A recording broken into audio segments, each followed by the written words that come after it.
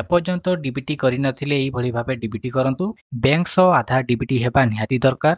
आजिकाली जेते भी government scheme रहउची सेथिरे डीबीटी प्रोसेस रहउची।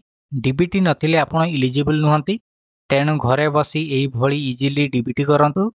सेति पई फोन किंबा लैपटॉप रे जेकोनसी ब्राउजर को ओपन करंतु। सर्च बार रे सर्च करंतु एनपीसीआई, देन फास्ट लिंक रे क्लिक करंतु। तापरे कंज्यूमर ऑप्शन पाइबे, सेथिरे क्लिक करंतु। तापरे भारत आधार एनाबल बा बेस ऑप्शन पाइबे, सेथिरे क्लिक करंतु। आपनको 8 मिनिट टाइम मिलिबो। सेही 8 मिनिट भितरे आपनको डीबीटी करिया पई पडिबो।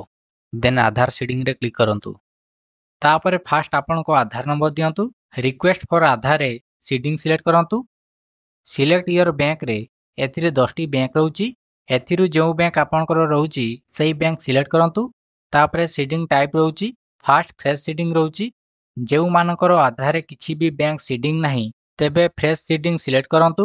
तापरे movement within same bank to with another bank option रहउची। जदि गोटे बैंक रे दुईटी खाता रहिची तेबे ई ऑप्शन को सिलेक्ट करंतु। तापरे movement from one bank to another bank रहिची। जदि आपनको आधार रे आगरु कोनोसी बैंक डीबीटी थिला, एबे सेही बैंक अकाउंट को कोनोसी प्रॉब्लम पई यूज करि पारु नाहंती, आउ गोटे बैंक डीबीटी करिवा को चाहुथिले तेबे ई ऑप्शन सिलेक्ट करंतु। डीबीटी करिवा को चाहुथिबा अकाउंट नंबर दियंतु, देन कन्फर्म अकाउंट नंबर दियंतु। तापरे तळकु स्क्रॉल करंतु। एई दुटी बॉक्स रे ठीक मारंतु। तापरे एई कैप्चा को एठारे फिल करंतु। तापरे प्रोसीड रे क्लिक करंतु।